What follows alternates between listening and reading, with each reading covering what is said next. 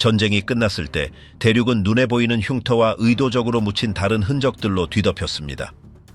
어떤 이들은 자신이 가지고 있던 것을 숨겼고, 다른 이들은 구조물을 봉인했으며 많은 잔해들이 아무도 건드리지 않은 채 땅 밑에 남았습니다.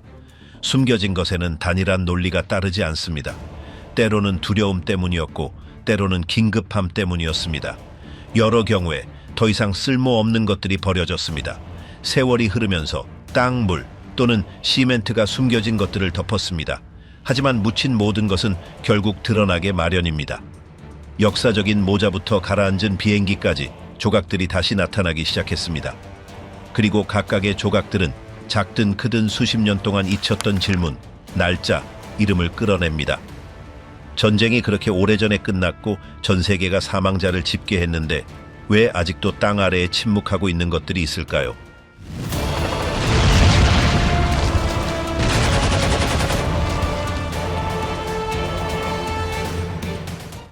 핑켄슈타인의 보물.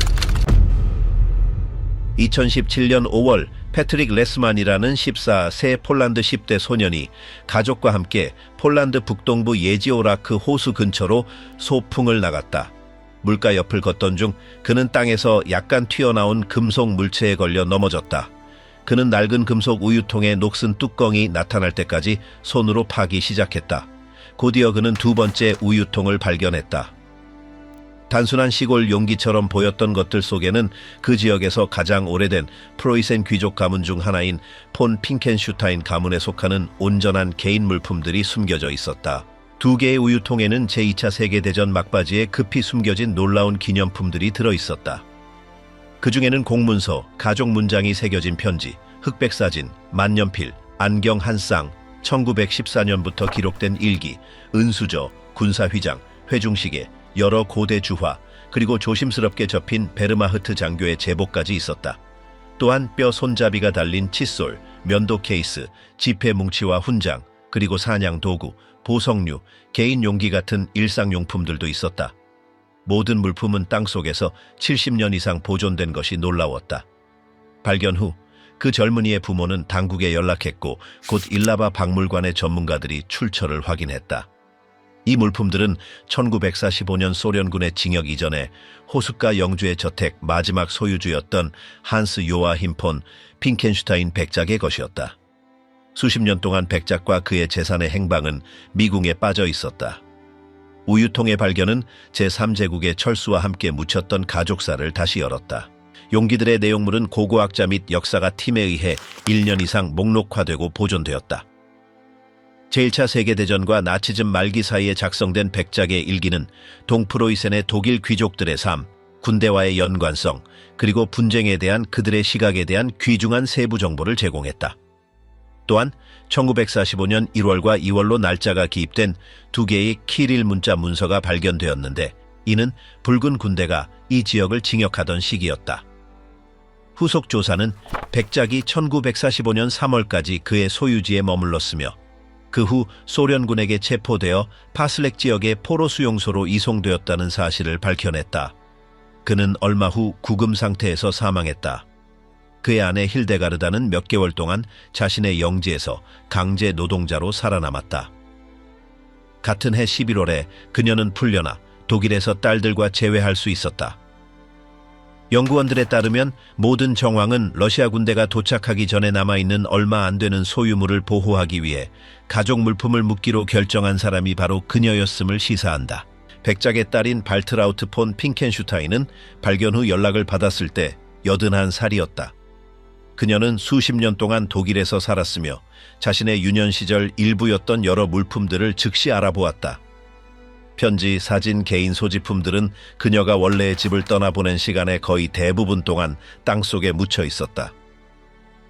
박물관의 노력 덕분에 일부 물품들은 그녀에게 반환되었고 나머지는 폴란드 국고에 귀속되어 이와와와 오스트루다의 공공전시에 사용되었다. 전문가들의 가장 큰 주목을 끈 세부사항 중 하나는 해당 재산을 점령했던 병사들에게 보내진 소련군 장교가 서명한 쪽지였다. 그 쪽지에는 이렇게 쓰여 있었다. 동지들, 이 집 주민들을 존중해 주십시오. 그들은 우리를 품위 있게 맞아주었습니다. 하지만 며칠 후 점령군이 작성한 또 다른 증명서에는 가족의 모든 가축, 말, 가금류 및 농업 자산이 붉은 군대의 소유가 된다고 명시되어 있었다.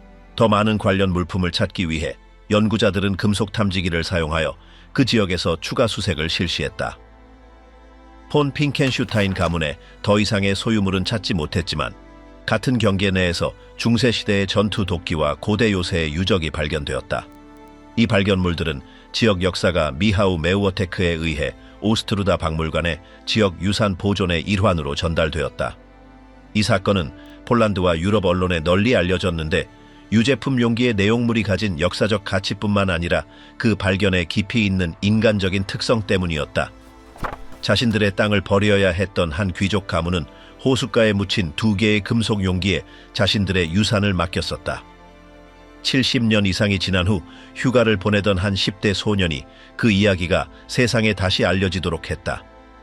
이 발견은 프로이센 귀족 계급의 쇠퇴에 대한 독특한 문서를 제공했을 뿐만 아니라 전쟁으로 중단되었던 순환을 완성하며 백작의 후손들에게 돌아갈 수 있었던 개인적인 추억들로 가득 찬 타임캡슐이기도 했다.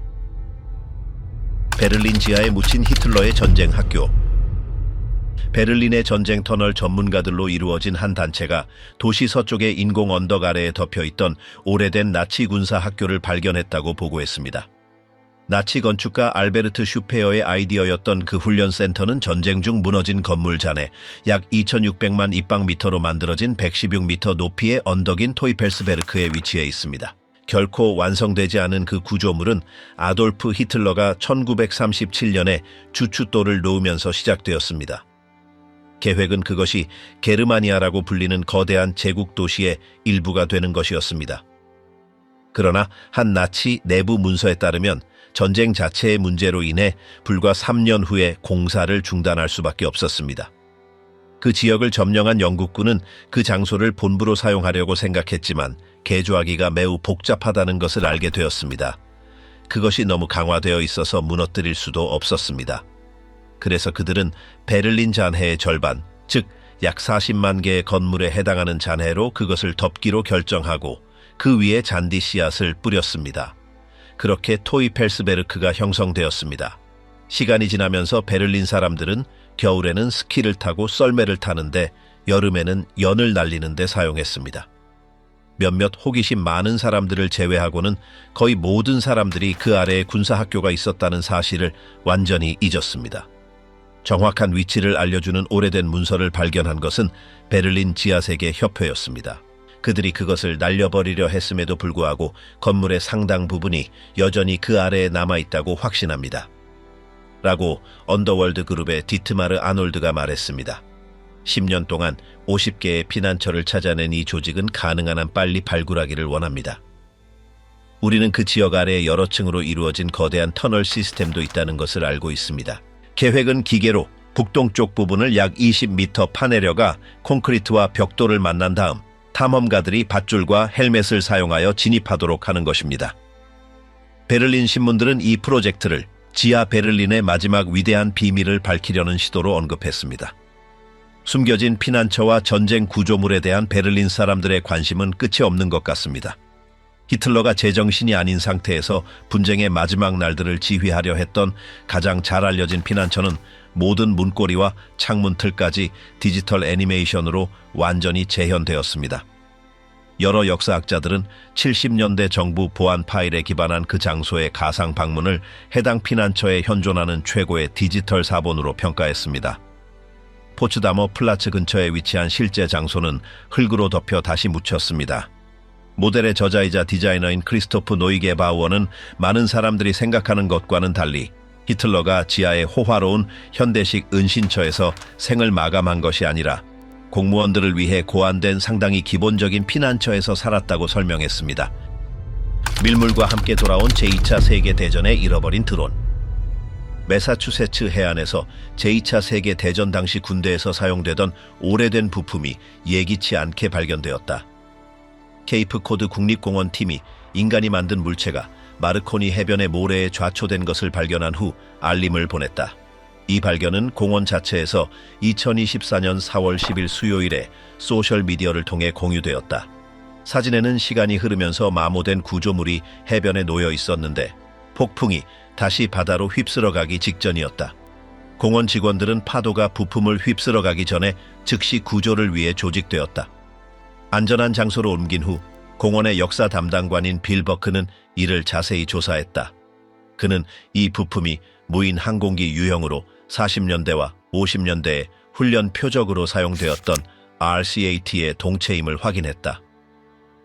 원격 조종 공중 표적의 영어 약자인 RCAT는 비행기에서 강하게 발사되어 0에서 거의 시속 100km로 단 10m 만에 가속되었다. 그런 다음 대공 포병 훈련 중에 실제 공중 위협을 시뮬레이션하기 위해 지상에서 조종되었다. 그 드론은 웰플릿의 옛 군사 훈련장에서 해안가에서 진행되던 훈련의 일부였다. 그 기지는 1943년과 1961년 사이에 운영되었으며 대서양 연안의 1700헥타르 이상의 면적을 사용했다. 그 기간 동안 이곳은 대공 방어 부대를 훈련시키는 핵심 센터 역할을 했다. 현재 그 지역은 휴식을 취하거나 서핑, 낚시, 걷기 또는 단순히 하루를 보내려는 사람들이 자주 찾는 공공공원으로 운영된다. 그러나 그 표면 아래에는 여전히 전쟁의 흔적이 남아있으며 당국은 미폭발 폭발물이 존재할 수 있다고 경고한다. 공원팀에 따르면 RCAT는 현재 웰플릿의 식물로 덮인 활주로에서 출발하여 모선에서 해제된 후 절벽에서 원격으로 유도되었다고 한다. 수십 년 동안 모래 아래에 묻혀있던 발견된 동체는 그 기원의 명확한 흔적을 보존하고 있었다. 큰 손상 없이 회수되어 식별이 용이했다. 이 지역은 이미 군사 과거의 다른 파편들을 드러냈다. 60년 이상 전에 비활성화되었지만 그 역사는 계속해서 밝혀지고 있다. 그 장비는 보존을 위해 보호구역으로 옮겨졌다. 노출되어 있었음에도 불구하고 그 전반적인 상태는 명확한 식별을 가능하게 했다. 그 디자인과 기능은 전쟁 중 사격 훈련의 필수적인 도구였다. 그 시기에는 공중 위협이 가장 두려워하는 것 중 하나였다. 비행 표적을 사용한 훈련은 실제 공격에 대비하여 군인들을 준비시키는 데 필수적이었다. 이러한 유형의 드론 사용은 적기가 할 수 있었던 빠른 움직임과 회피 기동을 시뮬레이션할 수 있게 했다. 이 발견은 또한 해안 지역에 여전히 숨겨져 있는 전쟁 잔해에 대한 주의를 환기시켰다. 전쟁 후 많은 것이 제거되거나 폭발되었지만 다른 것들은 여전히 땅속에 모래 언덕 사이에 숨겨져 있거나 시간에 묻혀 있다. 당국은 오늘날에도 이 지역에서 오래된 탄약이나 폭발물이 발견될 수 있다고 상기시켰다. 따라서 이 지역을 방문하는 사람들에게 주의를 요청하며 의심스러운 물체는 즉시 신고해야 한다고 강조한다. RCAT의 발견은 전 세계 여러 곳에서 바다가 돌려준 수많은 전쟁 유물 중 하나입니다. 하지만 이 경우 그 물체는 80년 전 전 세계적인 분쟁을 위해 병사들이 훈련받던 정확한 지역에서 나타났습니다. 이 드론들은 승무원을 태우지 않았고 공격에 사용되지도 않았습니다. 그것들의 유일한 목적은 표적 역할을 하는 것이었습니다. 그것들은 무인 전쟁 기술 개발의 핵심적인 부분이었습니다. 현재 기준으로는 기초적인 무선 제어 시스템은 수십 년 후 전투 목적의 원격 조종 항공기가 될 기술을 향한 초기 단계였습니다. 웰플리트 훈련장은 그러한 종류의 시험에서 가장 활발한 장소 중 하나였습니다. 해안 위치는 바다를 향해 안전한 훈련을 가능하게 했습니다. 그곳에서 많은 부대들이 적 항공기를 모방한 움직이는 표적에 사격하는 법을 배웠습니다. 발견된 동체는 바람, 모래, 그리고 조수에 의해 70년 이상 파묻혀 있었을 것입니다. 부서지지 않고 수면으로 올라왔다는 사실은 전쟁 중 대공 방어를 준비하는 데 사용되었던 기술의 독특한 증거가 됩니다. 공원이 오늘날 여가와 레크리에이션에 전념하고 있음에도 불구하고 이와 같은 사건들은 그 땅이 활발한 군사 역사의 일부였음을 상기시킵니다. 이 유물의 출현은 그 상태뿐만 아니라 그것이 나타내는 바, 즉 지난 세기의 군사 실험에 손상되지 않은 조각이 바다에 의해 예고 없이 반환되었다는 점에서 놀라움을 주었습니다. 이 발견은 공원팀에 의해 기록되었으며 역사적인 유물로 보존될 것입니다. 다른 눈에 보이는 조각들은 발견되지 않았지만 당국은 미래의 폭풍이나 집안 이동으로 더 많은 잔해가 나타날 수 있다는 가능성을 배제하지 않습니다. 케이프 코드의 해변은 많은 변화를 겪었지만 이 발견은 잠시나마 파도가 조용한 여름 산책이 아닌 전쟁 훈련을 동반했던 시기를 돌아볼 수 있게 해주었습니다. SS에 잊혀진 벙커, 무기, 접시, 그리고 전쟁 그림과 함께 발견되다. 1990년 여름 베를린 장벽 붕괴를 기념하는 야외 콘서트가 준비되는 동안 보안팀은 수십 년간 장벽이 뻗어있던 텅 빈 지대인 옛 죽음의 전선의 지형을 조사하고 있었다. 그 조사에서 직원들은 예상치 못한 것을 발견했다. 전쟁 말기부터 지하에 숨겨져 있던 나치 벙커의 강화된 지붕이었다. 그 장소는 어떤 지도에도 표시되어 있지 않았다. 아무도 그 존재를 알리지 않았고 개방하자 1945년부터 폐쇄되어 있었음이 분명해졌다. 그것은 단순한 피난처가 아니었다. 그것은 아돌프 히틀러의 운전사들과 개인 경호원들, 즉 SS 호위 부대원들을 위해 건설된 시설이었다. 기술자들이 들어갔을 때 그들은 거주자들이 떠난 그대로의 장소를 발견했다. 벽에는 여성과 국가를 지키기 위해 싸우는 SS 병사들이 그려진 애국적인 송으림들이 걸려 있었다. 탁자 위에는 금속 식기와 명문이 새겨진 식기가 놓여 있었다. 또한 오래된 무기들도 손상되지 않은 채 그대로 남아 있었다. 이 발견은 경각심을 불러일으켰다. 그것은 시간 속에 멈춰버린 공간이었다. 원본 물품들이 있었을 뿐만 아니라 보존 상태가 너무나 완벽하여 마치 방금 비워진 것 같았다. 벽화는 패배나 폐허를 보여주지 않고 SS 전투원들을 찬양하는 장면들을 담고 있었다. 그 장소는 즉시 봉인되었다. 지방정부는 대중에게 개방할 경우 너나치 집단의 모임 장소가 될 수 있다고 우려했다. 그러나 1992년에 베를린 고고학 책임자인 알프레드 컨들은 그 장소에 들어가 내용물을 완벽하게 목록화하는 데 성공했다. 그는 군사적 요소부터 장식품과 주방용품에 이르기까지 모든 것을 사진과 주석으로 기록했다. 컨들은 벙커를 있는 그대로 보존할 것을 제안했다. 그는 그 가치가 어떤 것도 미화하는 데 있는 것이 아니라 정권의 낮은 계층조차도 권력, 안락함, 선전의 상징에 어떻게 접근했는지를 보여주는 데 있다고 주장했다. 그에게 벽에 그려진 초상화들은 위대함보다는 오만함과 천박함을 더 드러냈다. 반응은 즉각적이었다. 다양한 단체들은 그 장소를 전시하려는 어떠한 시도도 거부했다. 그들은 비록 히틀러의 벙커는 아니었지만 그것을 극단주의자들의 숭배 장소로 변모시킬 위험이 있다고 주장했다. 거부는 단호했다. 국립역사박물관 역시 벽화나 발견된 물품들을 보존하는 것을 받아들이지 않았다. 아무도 그 제안과 자신의 이름을 연결시키려 하지 않았다. 마침내 베를린 상원은 벙커를 다시 폐쇄하도록 명령했다. 모든 것은 지하에 묻히고 봉인되었으며 그곳은 수년 후 사무실 건물과 정부 기관이 들어설 같은 지역이었다. 그 장소는 대중에게 공개된 적이 없었다. 이 발견은 많은 도시 고고학자들이 이미 의심했던 것을 확인시켜 주었다. 베를린의 정치 중심지 아래에는 나치 정권이 건설한 수십 개의 지하 구조물들이 여전히 존재한다는 것이다. 일부는 이미 위치가 파악되었고 다른 일부는 아직 확인되지 않았다. 구 히틀러 벙커 근처 지역에는 최소한 20여 개의 피난처와 연결된 터널이 건설된 것으로 추정된다. 운전사 벙커의 사례는 보존 상태로 인해 다른 벙커들과는 달랐다. 부분적으로 파괴되고 잔해로 채워진 피러 벙커와 달리 이 구조물은 수십 년간 방치되어 내부 전체가 변형 없이 유지될 수 있었다. 그 내용물은 타임캡슐처럼 기능했다. 그것을 봉인된 상태로 유지하려는 결정은 단지 정치적인 것만은 아니었다. 당국은 또한 그것의 개방이 미칠 수 있는 심리적 영향도 고려했다. SS를 찬양하는 장면을 비판적인 맥락에서라도 보여주는 것은 예측할 수 없는 반응을 일으킬 수 있었다. 여기에 체제의 물질적 유무를 어떻게 다루어야 할지에 대한 명확한 접근 방식이 부족하여 미화나 경시의 위험에 빠지지 않아야 한다는 점이 더해졌다. 컨들에게 그 장소를 숨기는 것은 단지 미스터리를 키울 뿐이었다. 그의 제안은 다른 기억의 장소들에서 이미 그랬듯이 반파시스트 교육학에 능통한 안내원들과 함께 통제된 큐레이션을 통해 그곳을 전시하는 것을 목표로 했다.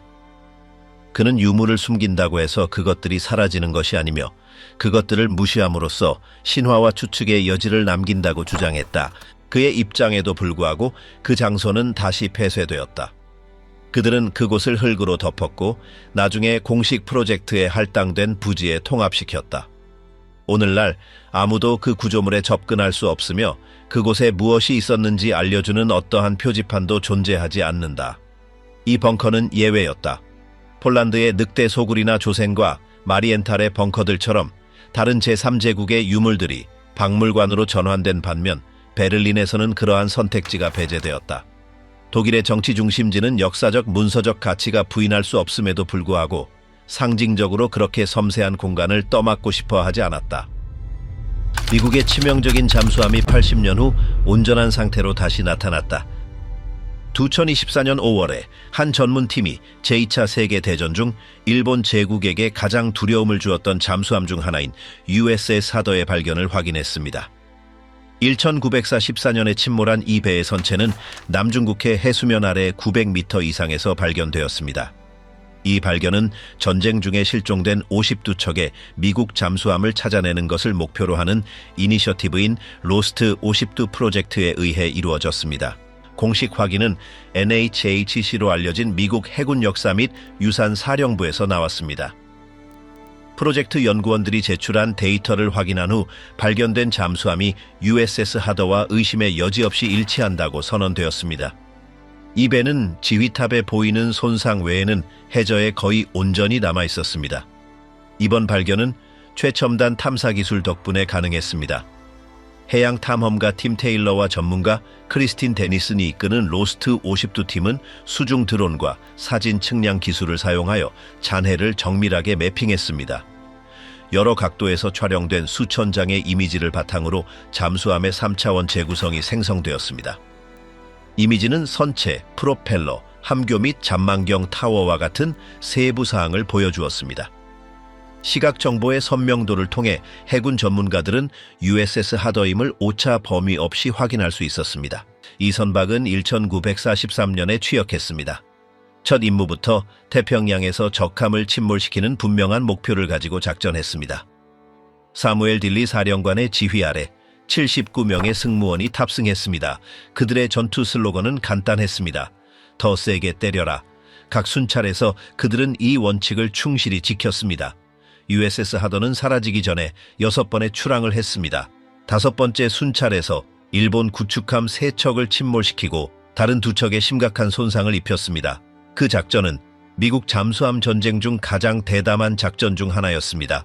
일본 고위사령부는 어떤 대가를 치르더라도 그를 막으라고 명령했습니다. 그의 존재만으로도 적 수송선단은 항로와 전략을 변경해야 했습니다.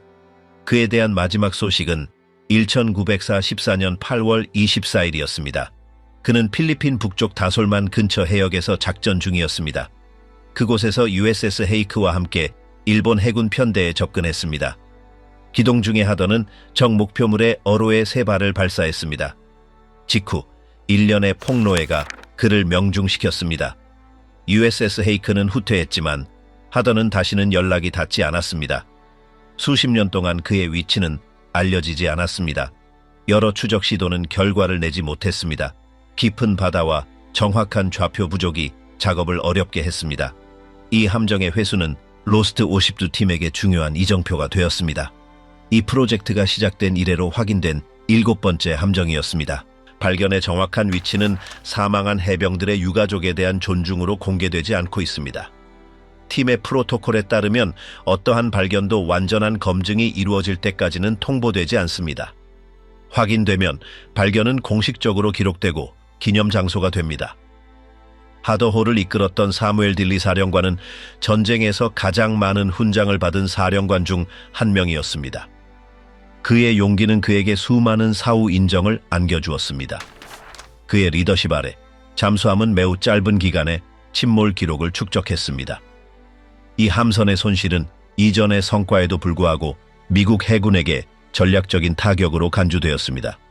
이번 발견은 또한 해저 탐색 기술의 발전을 보여줍니다.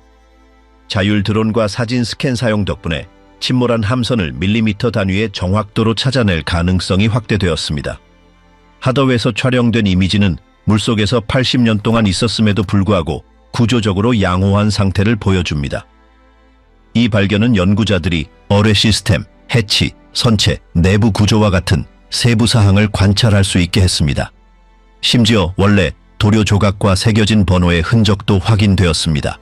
이 모든 것은 함선의 진위 여부를 확인하는 데 핵심적이었습니다. NHH의 사무엘 콕스 전 해군 제독은 하더호가 완전한 승리 중에 침몰했다고 선언했습니다.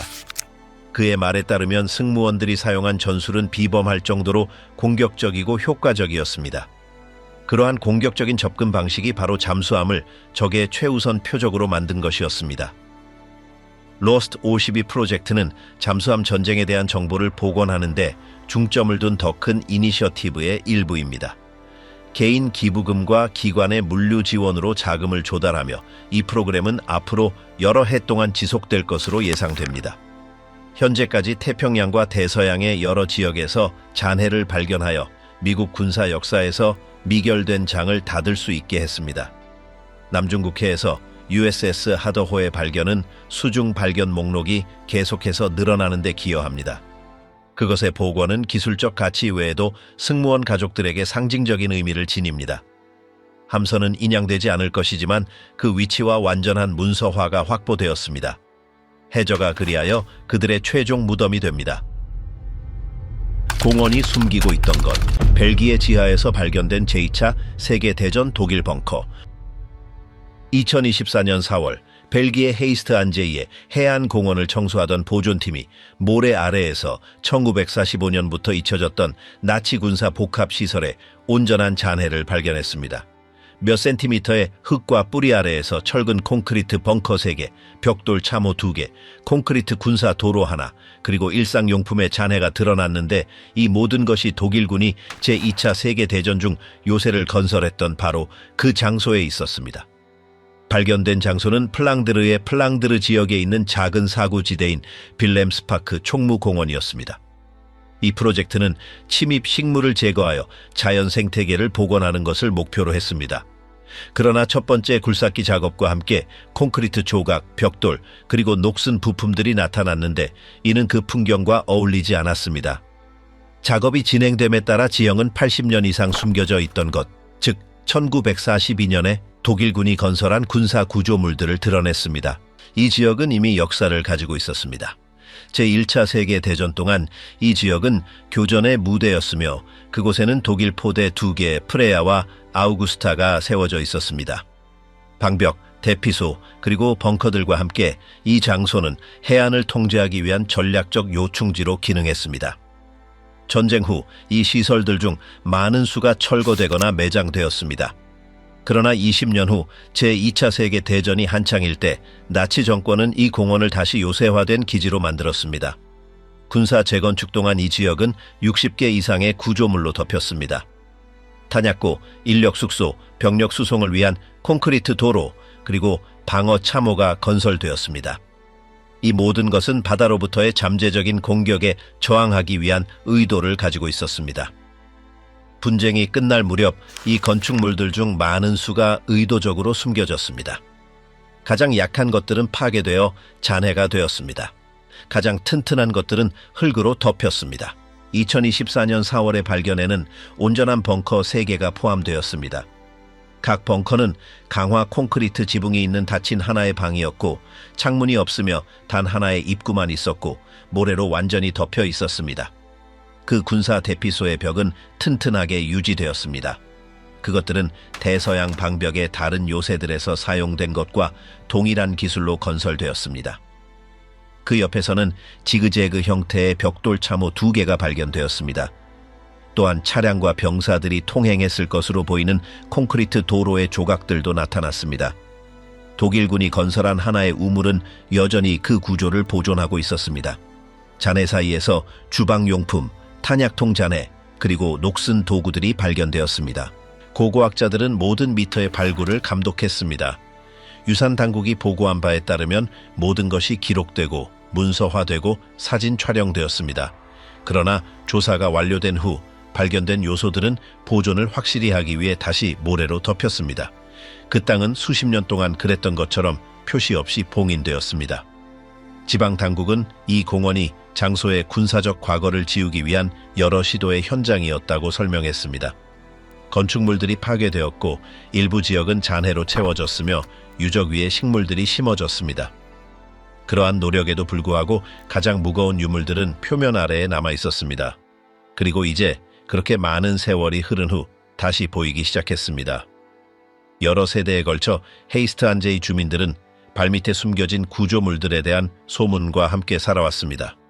그러나 정확한 규모는 알려지지 않았습니다. 일부 주민들은 과거에 공원 내에서 땅이 텅 빈 소리가 나거나 뿌리가 정상적으로 자라지 않는 지역에 대해 경고했었습니다. 당국은 결코 심도 있게 조사하지 않았습니다. 새롭게 재발견된 건축물들은 벨기에 독일 점령기에 대한 직접적인 통찰을 제공한다.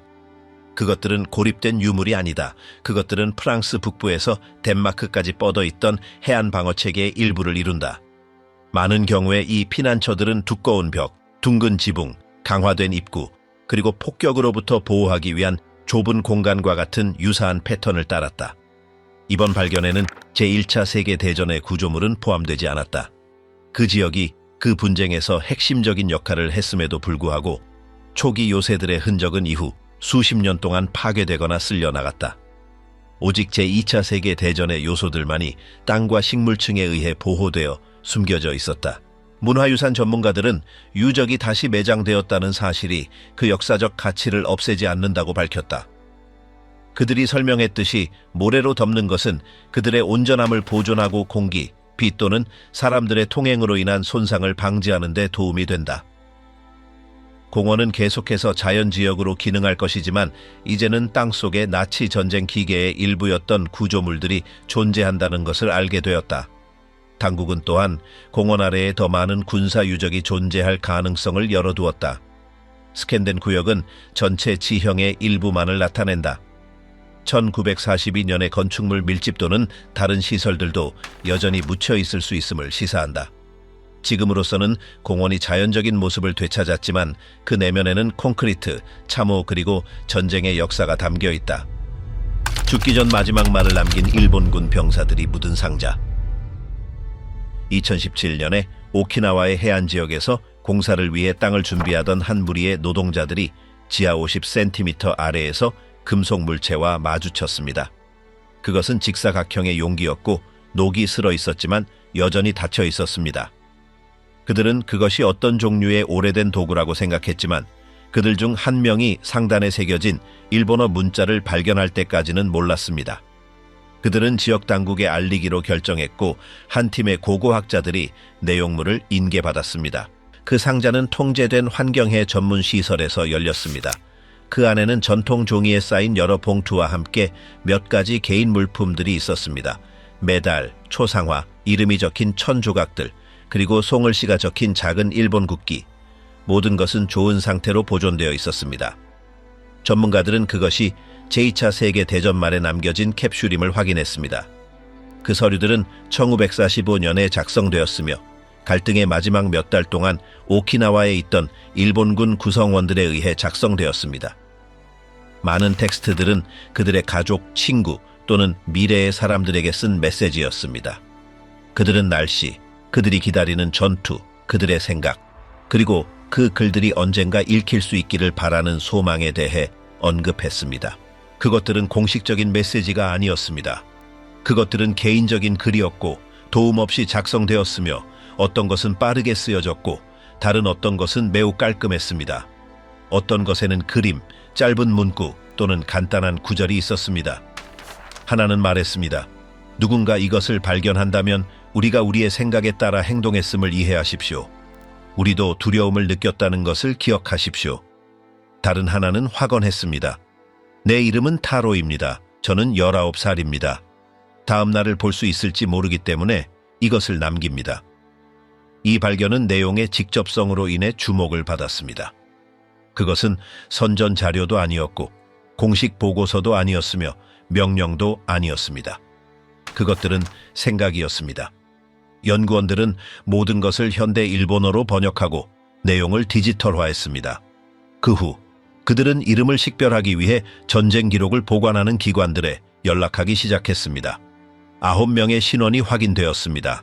일부는 전투에서 사망했고 다른 일부는 오키나와에서의 교전 중에 실종되었습니다. 단 한 명만이 살아있는 것으로 확인되었습니다. 그는 도쿄에 살고 있었고 이미 90살을 넘겼습니다. 그에게 발견된 것에 대해 알렸을 때 그는 상자를 보고 싶다고 요청했습니다.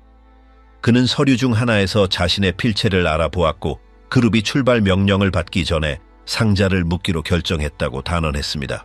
그 용기는 병사들이 집결지로 사용했던 피난처였던 곳의 한 석판 아래에 숨겨져 있었습니다. 참전 용사는 그 당시 군대에 몰락이 임박했음을 알고 있었고 그들이 느끼는 바를 기록으로 남기고 싶어 했다고 설명했습니다. 아무도 자신의 생각이 흔적도 없이 사라지는 것을 원치 않았습니다. 이 발견은 그 사건과 관련된 가장 감동적인 발견 중 하나로 기록되었습니다.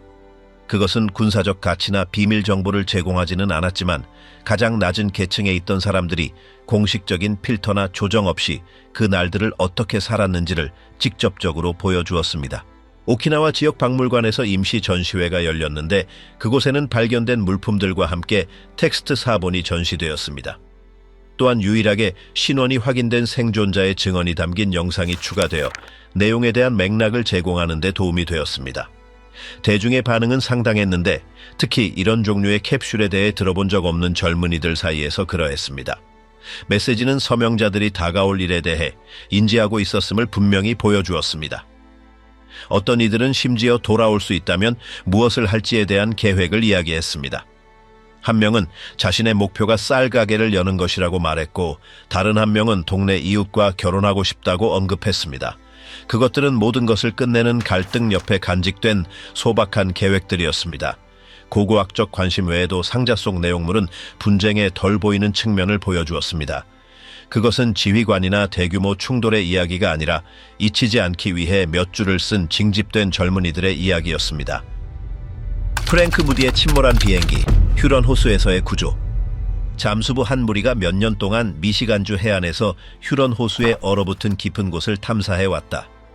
그들의 목표는 1914년에 추락한 군용 항공기의 잔해를 회수하는 것이었다. 조종사는 투스키기 에어맨으로 알려진 아프리카계 미국인 조종사들로만 구성된 전투 비행단의 일원인 프랭크 무디 중위였다.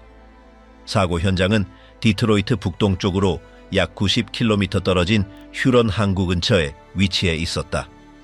추락한 항공기는 벨 P-39 에어라코브라로 전쟁 중에 훈련 연습에 사용되었던 기종이었다. 동체는 거의 80년 동안 잠겨 있다가 2014년에 마침내 발견되었다. 잠수 중 구조팀은 총알에 구멍 뚫린 프로펠러, 해체된 부품들, 그리고 최근에는 약 540kg에 달하는 항공기 엔진을 인양하는 데 성공했다. 그 주요 부품은 표면 아래 약 9m 지점에서 퇴적물 사이에 박혀 조개류로 덮인 채 발견되었다. 이번 발견은 디트로이트의 콜먼영 공항에 위치한 국립 5대호 박물관과 국립 투스키기 에어맨 역사 박물관의 공동 작업 덕분에 가능했다. 모든 부품을 보존하여 비행단 역사에 대한 상설 전시의 일부로 같은 공간에 전시할 계획이다. 엔진 회수는 프로젝트의 주요 이정표 중 하나이다. 수면으로 인양되자마자 부식을 늦추고 복원 과정을 시작하기 위해 즉시 화학 용액에 담갔다. 수석 보존학자에 따르면 항공기가 얕은 담수에 떨어져 금속 보존에 도움이 되었기 때문에 보존 상태가 매우 뛰어나다고 설명했다. 사고에 대한 초기 단서는 무장 동기화 오류를 지적한다. 1944년 4월 10일 22살의 젊은 조종사는 호수 위를 비행하던 중 사격 기동을 수행했다. 총알이 프로펠러에 직접 명중하여 기체를 불안정하게 만들었고 결국 수직으로 추락하게 되었다. 그의 시신은 몇 달 후 강변에서 발견되었다. 그의 죽음이 기록되었음에도 불구하고 항공기 잔해는 수십 년이 지난 후에야 회수되지 않은 채 호수 바닥에 흩어져 있었다.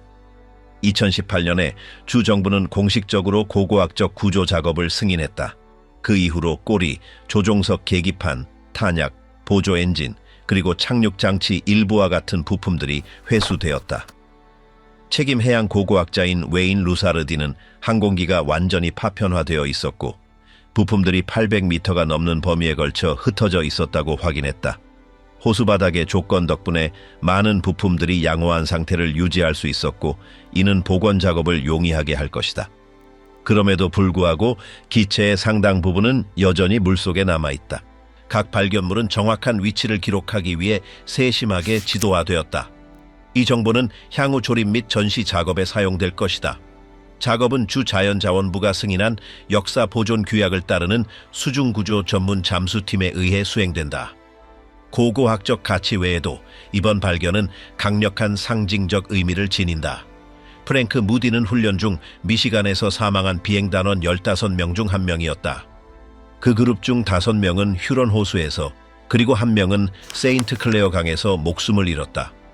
그들 모두는 인종차별 속에서도 미국을 위해 싸웠던 분리된 부대의 일원이었다.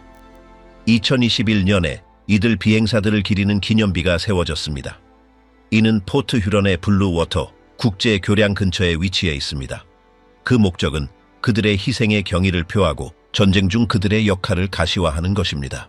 디트로이트 박물관장은 장기적인 목표는 터스키기 공군 용사들의 유산과 관련된 완전한 비행기와 다른 유물들을 전시할 수 있는 새로운 건물을 짓기 위한 기금을 모으는 것이라고 설명했습니다. P-39의 엔진은 그 역사적 여정에서 핵심적인 부분이 될 것입니다.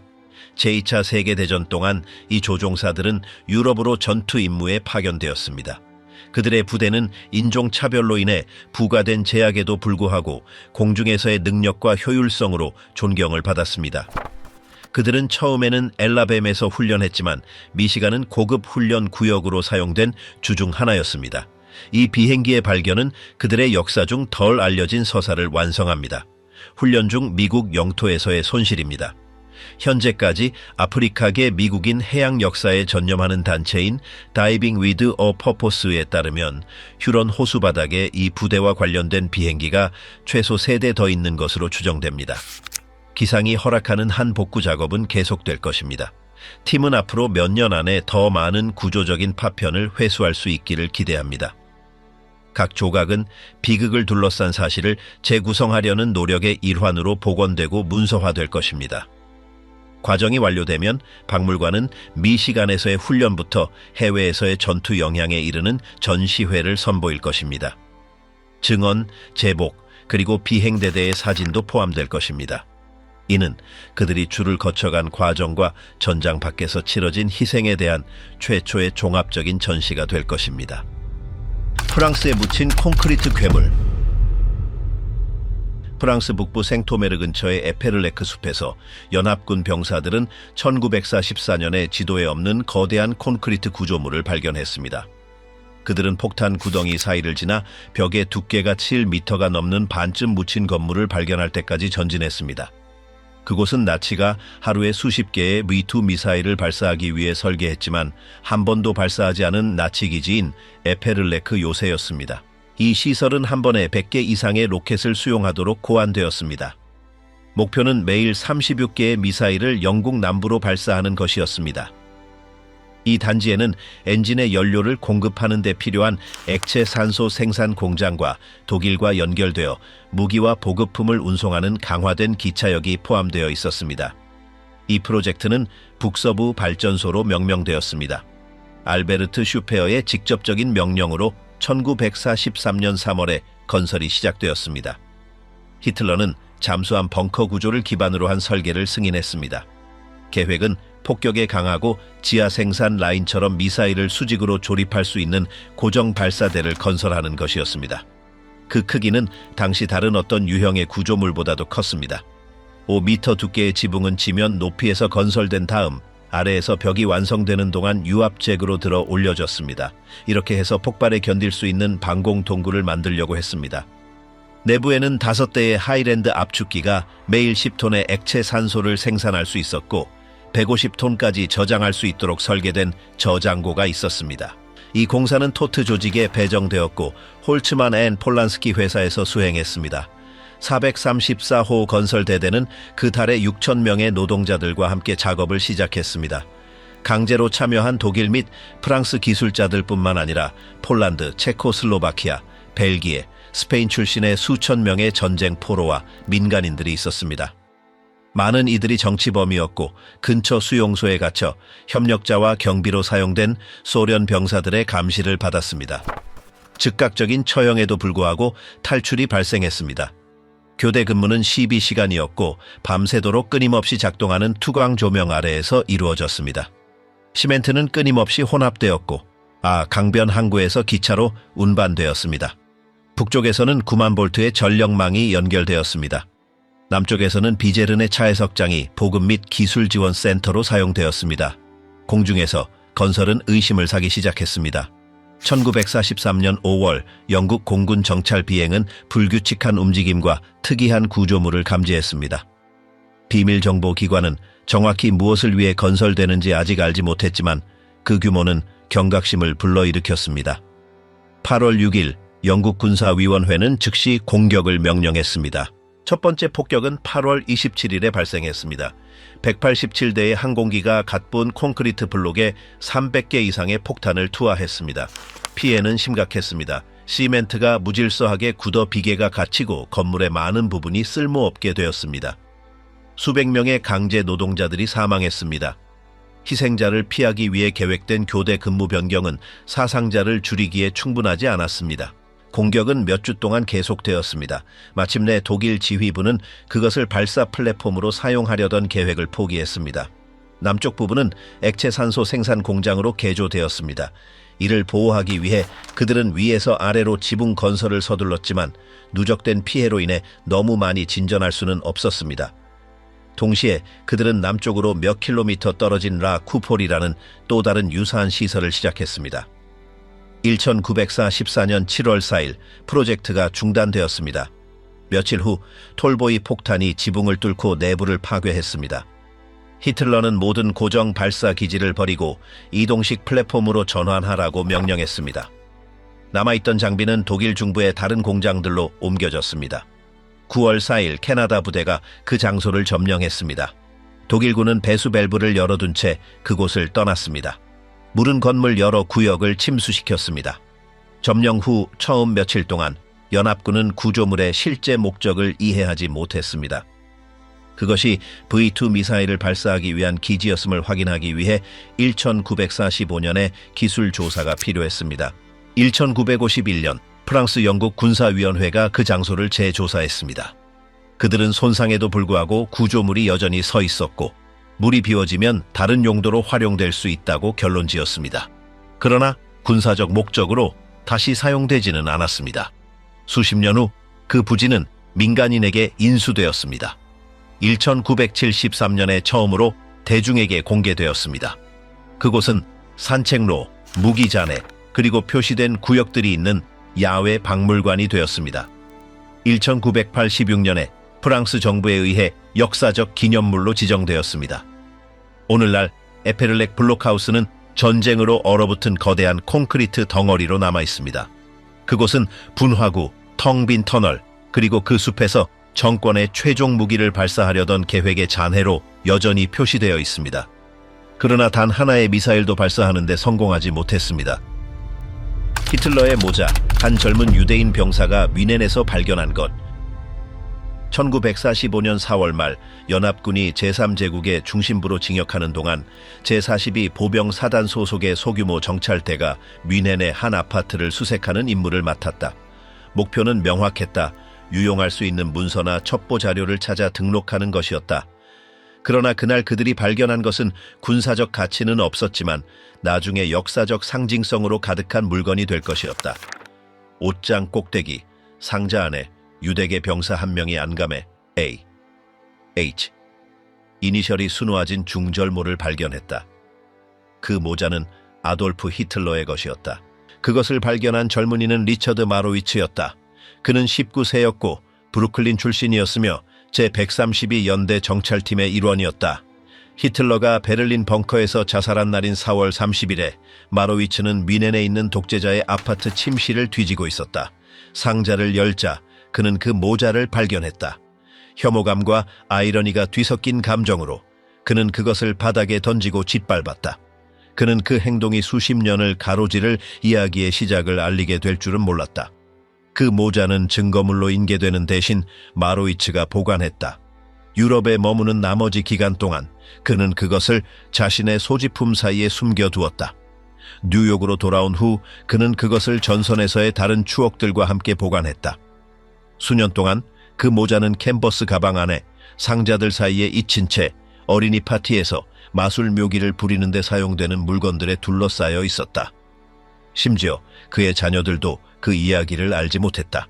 시간이 지나면서 마로위츠는 참전 용사 모임과 제2차 세계대전에 대한 교육 행사에 참여하기 시작했다. 그때 다른 참전 용사들의 격려를 받아 그는 자신이 겪었던 일을 이야기하기로 결심했다. 그 모임 중 하나에서 그는 분쟁의 어떤 기념품이라도 가져오라는 요청을 받았고 그 모자를 보여주기로 결정했다. 반응은 즉각적이었다. 반세기 동안 숨겨져 있던 것이 국내외에서 관심을 끌기 시작했다. 몇 년 후 마로위츠가 이미 사망하자 그의 자녀들은 그 모자를 세러토가 스프링스에 있는 뉴욕주 군사박물관에 기증하기로 결정했다. 그 물건은 다하우 강제수용소 해방 80주년 기념 전시에 포함되었다. 그곳에서 마로위츠가 속했던 제42 사단은 모자 발견 하루 전인 1945년 4월 29일에 3만 명이 넘는 포로들을 해방시켰었다. 기증식 동안 마로위츠의 자녀들은 자신들이 어떻게 그 이야기를 알게 되었는지 이야기했다. 그들은 어린 시절에 그 모자가 그들의 아버지가 다른 아이들을 즐겁게 하기 위해 사용했던 마술 도구 상자의 일부였다고 회상했다. 그들이 몰랐던 것은 그 액세서리가 20세기 가장 잔혹한 정권의 책임자였던 사람의 것이었고 그들의 아버지가 그것을 전쟁의 가장 상징적인 순간 중 하나에 발견했다는 것이었다. 박물관은 그 모자를 더 넓은 서사의 일부로 포함시키기로 결정했습니다. 그것은 나치 정권의 물리적 붕괴뿐만 아니라 역사적인 아이러니, 즉 유대인 군인이 독재자의 개인 물품 중 하나를 가져갔다는 것을 나타냅니다. 박물관장은 그것이 호화롭거나 특별히 귀중한 물건이 아니라 그것을 사용한 사람과 발견한 사람 모두의 깊은 이야기를 담고 있는 물건이라고 강조했습니다. 발견 이후 그 모자는 교육 강연, 특히 학교에서 전시되었습니다. 분쟁의 참전 용사들은 그들의 경험을 공유하고 모자를 시각적인 다츠로 사용하여 나치즘, 박해, 전쟁, 그리고 기억에 대해 이야기했습니다. 수년 후 히틀러의 모자라는 제목의 다큐멘터리가 영화제에서 상영되었으며 겉보기에 사소한 물건이 어떻게 비공식적인 정의와 개인적인 기억의 상징이 되었는지를 서술했습니다. 이 사건에서 가장 특이한 점은 이 물건이 수십 년 동안 주목받지 못한 채 가정용품과 섞여 있었다는 것입니다. 다른 전쟁 물품들이 박물관에 분류되고 보관되는 동안 이 모자는 진열장이나 라벨로부터 멀리 떨어진 채 거의 가정적인 존재로 살았습니다. 마로위츠가 그의 이야기를 공유하도록 초대되었을 때야 그 물건은 세상에 알려졌습니다. 오늘날 그 모자는 박물관 진열장에 보호되어 있으며 젊은 군인의 사진, 민헨 작전지도, 그리고 다하우 해방 문서들과 함께 전시되어 있습니다. 또한 무지개 사단으로 알려진 42 사단의 다른 구성원들의 증언도 있는데 그들 중 많은 이들이 독일 남부로의 마지막 행군에 동참했습니다. 독재자의 모자를 짓밟는 단순한 행동으로 시작된 것이 역사적 기억의 한 조각으로 변모했습니다. 그것은 계획된 행동이나 전략적인 포획이 아니라 폭정의 종말을 나타내는 것의 반영이었습니다. 즉, 생각지도 못하게 자신의 민족을 말살하려 했던 자의 상징 위에 자신의 흔적을 남긴 한 젊은 유대인의 자발적인 몸짓이었습니다. 누군가가 도망치기 전에 숨긴 히틀러의 온전한 초상화. 독일 하겐시에서 발생한 대규모 홍수 이후 일상적인 청소 작업을 하던 중 한 역사 교사가 우연히 훼손된 벽 뒤에서 빈 공간을 발견했습니다. 이 발견은 2021년에 이루어졌습니다. 폭이 반 미터도 되지 않는 그 공간에서 1945년 날짜의 신문 한 부가 발견되었습니다. 더 자세히 발굴하자 나치 시대의 다양한 개인 물품과 공식 문건들이 제3제국의 붕괴 이후 보존된 채로 드러났습니다. 이 발견을 한 세바스티안 유르트셉은 교사는 이모의 집 청소를 돕던 중 의도적으로 숨겨진 나치 물품들의 완전한 컬렉션을 발견했습니다. 그 중에는 히틀러의 초상화, 권총, 방독면, 국가사회주의당 명판, 쌍절곤한 쌍, 하켄크로이츠 휘장, 개인 서신 및 공식 서류가 있었습니다. 모든 것이 건물 벽 뒤에 조심스럽게 보관되어 있었습니다. 건물의 과거가 알려지면서 놀라움은 더 커졌습니다. 나치 시대 동안 이 건물은 정권의 복지부서인 NSB의 지역 본부였습니다. 교사의 가족은 60년대에 이전 역사를 알지 못한 채 이 건물을 인수했지만 정황상 1945년 4월 연합군이 도시로 진격하는 동안 NSB 대원들이 서둘러 이 물품들을 숨겨 어떤 타협적인 흔적이라도 지우려 했던 것으로 보였습니다. 하겐 시립기록보관소의 랄프 블랑크 소장은 이 물품들이 정권 붕괴 시기에 숨겨졌으며 최근 홍수로 인한 발견 전까지 변함없이 보존되어 있었다고 밝혔습니다. 일부 조각들은 사무실의 구체적인 사용 방식에 대한 세부 정보를 제공합니다. 예를 들어 쌍절곤은 나치 민병대가 공산주의 집단과의 거리 충돌에서 사용했을 가능성이 높습니다. 하켄크로이츠 명판과 NSB 휘장은 이러한 물품들과 함께 주요 사무실 내의 상징적인 재단 또는 기념 코너와 같은 곳에 보관되어 있었습니다. 물품들 사이에서는 1905년에 쓰여진 헤드비히 비데이 헤드윅 위에데이라는 젊은 여성에게 보낸 연애 편지도 발견되었습니다. 이 편지는 나치 시대와 관련이 없지만 다른 문서들과 함께 발견되었습니다. 기록보관소 직원들은 지역 시민 기록에서 수신자를 확인했습니다. 그녀는 1913년에 결혼하여 2명의 자녀를 두었으며 발신자와 다시 연락하지 않았습니다. 개인 문장과 사진 같은 특정 물품들의 감정적 가치 외에도 전문가들에게 가장 중요한 것은 공식 문서들입니다. 그 중에는 NSB의 행정보고서, 내부 서신, 그리고 타이핑된 목록들이 있습니다. 일부 서류에는 당 고위 간부에 거실 수 있는 송을시 메모가 있어 하겐 지역에서 조직의 운영 계층을 이해하는 데 도움이 될 것입니다. 현재까지 연구원들은 12개의 자료가 담긴 완전한 상자를 회수했으며 이 자료들은 시립기록보관소 팀에 의해 검토되고 있습니다. 문서의 양이 너무 많아서 직원들은 초기 분류 작업을 일주일 이상 해왔습니다. 목표는 각 파일을 디지털화하고 물리적 물품들을 안정적인 보존 조건에서 보존하는 것입니다. 역사가 랄프 블랑크에게 이 발견은 지역 수준에서 나치즘의 행정 네트워크를 정확하게 재구성할 수 있는 독특한 기회를 제공합니다. 정권 말기의 문서 파괴에 대한 증언은 있지만 원본 상태로 온전히 봉인된 컬렉션이 발견된 경우는 드뭅니다. 이 건물은 NSB의 지역 본부였으며 이제 발견된 문서들을 통해 노르트라인-베스트팔렌 주에서의 NSB 운영을 분석할 수 있습니다. NSB는 사회복지 프로그램을 조직하고 보육시설을 운영하며 유대인 가족에게 징발된 물품을 배포하고 당 활동을 홍보하는 역할을 담당했습니다.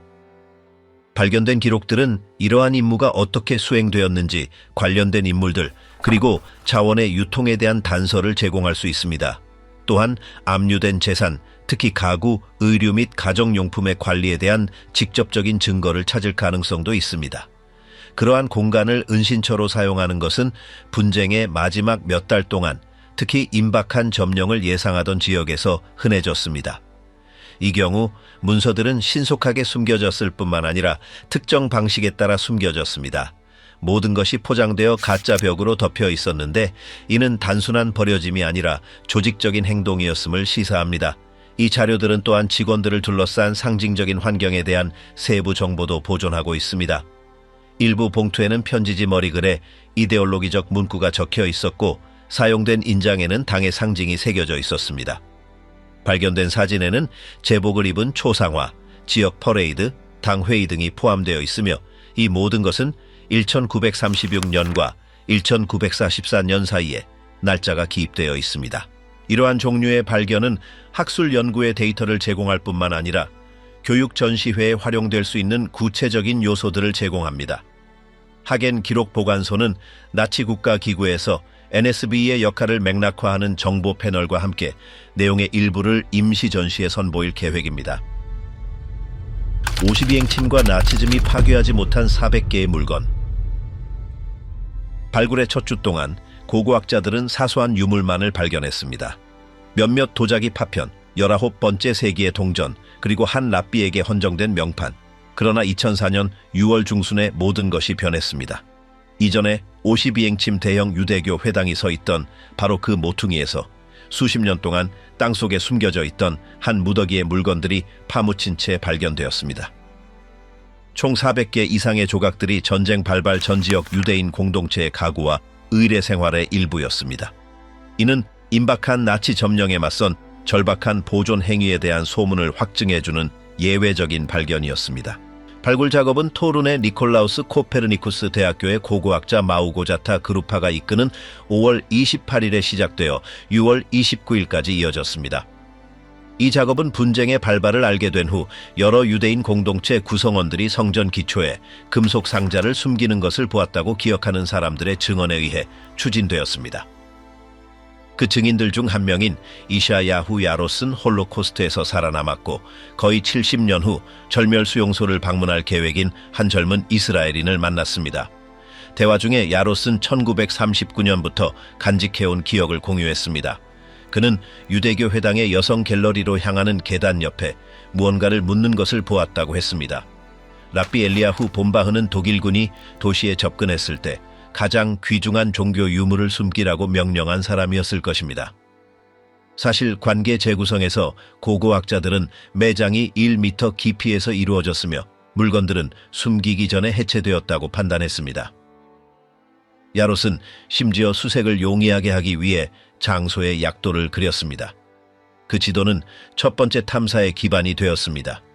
그러나 첫 번째로 발굴된 두 구역에서는 아무런 결과도 나오지 않았습니다. 탐사를 기초의 전체 둘레로 확장했을 때 비로소 마지막 주에 팀은 원래의 은신처를 찾았습니다.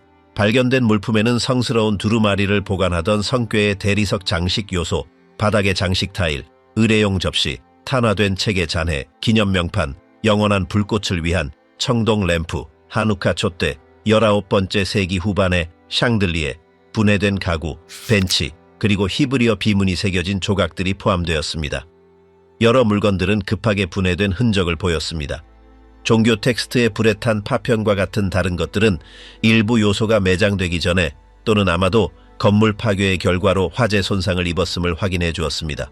발견된 것들 중에는 유대교 회당 경계 내에 나치에 의해 건설된 요새화된 구조물의 잔해도 확인되었는데 이는 그 장소가 점령 기간 동안 침범당하고 아마도 훼손되었음을 나타냅니다. 이 발굴은 그러한 유산을 복원하는 것을 가능하게 했을 뿐만 아니라 그 장소에 세워진 최초의 목조 유대교 회당의 원래 기초를 처음으로 기록했습니다. 그 부지는 1997년에 통과된 반환법 덕분에 얼마 전에 지역 유대인 공동체에 반환되었습니다. 최종적인 추진력은 2명의 이스라엘 민간인이 제공했습니다. 야롯의 증언을 들은 청년인 야리브 노른베르크와 아우슈비츠의 보물이라는 다큐멘터리에서 전체 과정을 기록하는 일을 맡았던 영화감독 야할리가트입니다. 회수된 자료는 52행침에 있는 아우슈비츠 유대인 센터로 옮겨져 목록화되고 복원되었으며 보존되었습니다. 일부 유물은 완전한 청동 램프, 촛대 파편, 원래 가구의 일부, 대리석 장식품을 포함하여 박물관의 상설 전시에 통합되었습니다. 4주간 지속된 이 회수는 전쟁 중 숨겨진 유대인 유산과 관련된 가장 중요한 고고학적 발굴 중 하나가 되었습니다. 다른 이야기에 따르면 토라 두루마리는 회수된 물건들과 함께 묻히지 않았고 오히려 도시의 유대인 묘지에 숨겨졌을 수도 있지만 이 점은 확인되지 않았습니다. 이러한 필사본의 부재가 발견의 중요성을 약화시키지는 않았습니다. 이 작전은 독일을 상대로 한 유대인 물질적 손해배상 청구 회의와 개인 기부금으로 자금이 조달되었습니다. 고고학자, 활동가, 생존자 간의 협력은 작업에 책정된 기한이 끝나기 불과 며칠 전에 정확한 장소를 찾아내는데 핵심적인 역할을 했습니다. 협력자 중에는 촬영 기간 동안 데이터와 지원을 제공했던 이스라엘에 거주하는 52행침의 옛 유대인 이웃 아담 드룩스와 롤렉 레러도 있었습니다. 52행침의 보물은 공동체의 물질적, 정신적으로 큰 가치가 있는 유물들을 돌려주었을 뿐만 아니라 위협받는 공동체의 집단적 정체성을 나타내는 것을 보호하려는 실제적이고 계획적인 시도를 입증했습니다. 이러한 유물들 중 상당수는 취약한 상태였는데 이 유물들의 회수를 통해 점령이 시작되기 직전의 유대인 예배와 종교 생활의 측면을 정확하게 재구성할 수 있었습니다. 구조된 각 유물은 오늘날 임박한 위협에 맞서 보존하려 했던 것의 유형적인 증거 역할을 합니다. 이 전시는 도시의 유대인 센터에서 계속 열리고 있으며 여러 세대를 각인시켰던 이름, 관습, 공간을 생생하게 유지하고 있습니다. 모든 것은 고립된 기억, 손으로 그린 그림, 지칠 줄 모르는 탐색, 그리고 1939년에 멈춰버린 역사의 흔적을 여전히 땅 속에 간직하고 있던 사라진 유대교 회당에서 시작되었습니다. 소비보르, 나치가 지으려 했던 물건들의 발견. 폴란드 소비보르에 있는 옛 절멸 수용소 발굴 중 고고학자 팀이 수감자들이 가스실로 끌려가기 전에 옷을 벗고 머리를 깎도록 강요당했던 건물의 잔해를 발견했습니다. 건물 기초 중간에서 수십 년 동안 나무 바닥 아래에 숨겨져 있던 개인 소지품들이 나타났습니다. 작고 부서지기 쉬운 그 유물들은 건물이 파괴되고 수용소의 존재를 지우기 위해 나무로 덮이기 전에 판자들 사이로 떨어졌습니다. 소비보르는 1942년 봄부터 1943년 가을까지 나치 정권이 운영한 주요 절멸 수용소 중 하나였습니다. 20만 명 이상의 사람들이 그 시설에서 학살당했습니다. 1943년 10월 14일 한 무리의 수감자들이 폭동을 일으켜 일부 수감자들이 탈출할 수 있었습니다. 얼마 후 하인리히 힘러는 수용소를 폐쇄하고 완전히 파괴하라고 명령했습니다. 건물들은 철거되었고 잔해는 제거되었으며 그 땅에는 나무가 심어졌습니다. 60년 이상 동안 그 장소에 눈에 띄는 흔적은 남아있지 않았습니다. 고고학 발굴은 2007년에 연구자 요람 하임이, 보이치에흐 마주레크, 이바르 슈테의 감독해 시작되었습니다. 그들의 작업은 강제 이송된 사람들을 실은 기차가 도착했던 플랫폼, 가스실의 기초, 그리고 수감자들이 처형되기 전에 옷을 벗었던 장소를 찾아내는 데 도움이 되었습니다. 하늘로 가는 길로 알려진 바로 그 지점에서 가장 의미심장한 유물들이 발견되었습니다. 땅 아래에서 수감자들이 삶의 마지막 순간에 지니고 있던 물품들이 나타났습니다. 그 중에는 다윗의 별이 달린 목걸이, 여성용 손목시계, 그리고 율법의 돌판을 들고 있는 모세의 형상이 새겨진 유리 부적이 있었습니다. 그 부적의 뒷면에는 전통적인 히브리어 기도문인 쉐마의 글이 새겨져 있었습니다. 또한 히브리어 마잘 토브라는 문구, 하느님의 이름, 그리고 뒷면에 새겨진 3개의 다윗의 별이 있는 작은 펜던트도 발견되었습니다. 고고학자들은 그것이 프랑크푸르트 암 마인에서 1929년 7월 3일에 태어난 미성년자의 소유라고 판단했습니다. 비록 그 유물의 이름이 새겨져 있지는 않았지만 강제 이송 기록과의 비교를 통해 가능한 신원을 확립할 수 있었습니다. 조엘 지센와인이 이끄는 홀로코스트 추방 데이터베이스 프로젝트의 데이터에 따르면 같은 날 프랑크푸르트에서 태어난 카롤린 콘이라는 소녀는 1941년 11월 11일 고향에서 벨라루스 민스크 게토로 추방되었습니다. 그녀가 게토의 상황에서 살아남았는지 여부는 알려지지 않았지만 게토가 1943년에 폐쇄되기 전 민스크의 마지막 2,000명의 수감자들이 옮겨진 소비보르에서 그녀의 운명이 끝났을 가능성이 높습니다. 발견된 펜던트는 1929년 프랑크푸르트에서 태어난 안네 프랑크의 다른 문서화된 물건과 놀라운 유사성을 보입니다. 두 소녀 모두 같은 도시와 같은 해에 태어난 독일 유대인이었으며 이는 연구자들이 잠재적인 가족관계를 제기하게 했습니다. 결정적인 증거는 없지만 이는 열린 연구 분야로 간주됩니다. 펜던트 외에도 고고학자들은 금속 반지, 시계, 작은 돌로 만든 펜던트를 회수했습니다. 이 모든 유물은 나치들이 포로들에게 대량 학살로 이끌기 전에 옷을 벗도록 강요했던 구역인 소독 건물 기초 옆에서 발견되었습니다. 이 물건들은 바닥판의 균열에 갇혀 수십 년 동안 숨겨져 있었고 장소의 역사를 지우려 했던 흙과 식물의 덮개로 인해 손상으로부터 보호되었습니다. 또한 반란 이후 수용소를 해체하는 데 사용된 기계 장비의 잔해도 발견되었습니다. 이러한 장치들의 발견은 해체가 전문화된 기계와 구조화된 계획을 통해 체계적으로 이루어졌음을 확인시켜 주었습니다.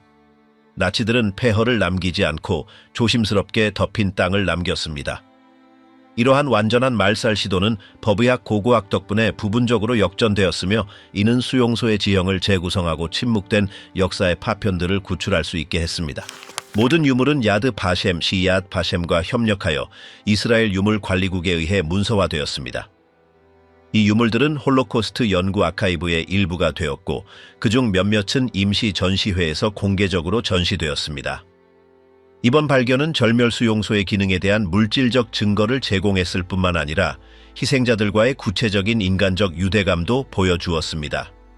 이 유물들을 발견함으로써 고고학자들은 소비보르를 마지막 삶의 순간에 거쳐간 특정 사람들의 신원과 기억을 되살렸습니다. 소비보르 현장에서 수행된 작업은 이 특정 수용소에서의 절멸 과정의 세부 사항을 정확하게 문서화할 수 있었던 몇 안 되는 작업 중 하나입니다. 대부분의 건물은 완전히 철거되어 그 구조가 사라졌습니다. 이러한 연구자들의 노력 덕분에 내부 도로의 원래 경로와 나치 장교들이 사용한 절차를 재구성할 수 있었습니다. 개인 소지품은 대량 학살 시스템이 도달한 조직 수준을 이해하는 침묵의 열쇠가 되었습니다. 카롤라인 콘의 것이었을 가능성이 높은 펜던트는 발견된 유물 중 가장 상징적인 조각 중 하나로 보존되어 있습니다. 그 새겨진 글씨, 섬세함, 그리고 안네 프랑크와의 가능한 연관성은 그것을 발굴의 상징으로 만들었습니다. 그것의 등장은 대량 학살의 비인격적인 규모와 대조적으로 이름, 날짜, 개별적인 궤적을 가진 이야기를 들려줄 수 있게 했습니다. 이번 발견은 잔해뿐만 아니라 나치들이 수용소 구조와 함께 지으려 했던 인간적 연결망도 드러냈습니다. 분쟁이 끝난 지 여러 해가 지난 후에도 전쟁의 흔적은 깊은 곳에서 계속 나타나고 있습니다. 들판, 벽, 해변 또는 담장 아래에 서둘러 숨겨지거나 혼란 속에서 버려진 물건, 구조물 및 문서들이 여전히 남아 있습니다. 각각의 발견은 역사적 기록을 확장할 뿐만 아니라 그 시절의 사람들이 어떻게 살고 싸우고 도망쳤는지도 드러냅니다. 영원히 묻힌 것 같았던 것들이 예상치 못한 정확성으로 다시 빛을 봅니다. 그리고 전문가들이 회수된 각 조각을 분석하는 동안 과거의 일부는 조용하지만 온전하게 다시 숨을 쉽니다. 전쟁은 끝나더라도 그 흔적은 결코 완전히 사라지지 않기 때문입니다.